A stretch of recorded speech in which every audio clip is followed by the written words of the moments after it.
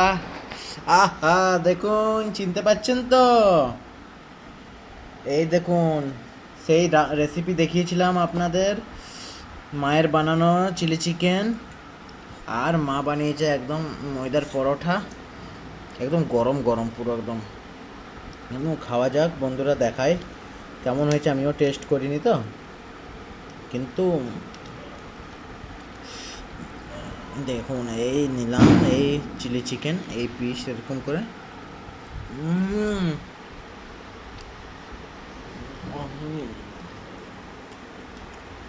অসাধারণ। মা কেমন হয়েছে?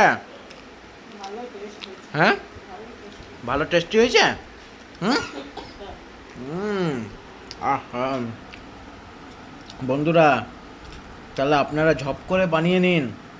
রেসিপি তো দেখিয়ে দিয়েছি, আর বানিয়ে এরকম করে খান। আর পরোটার সাথে খাবেন, তাহলে কি হবে না,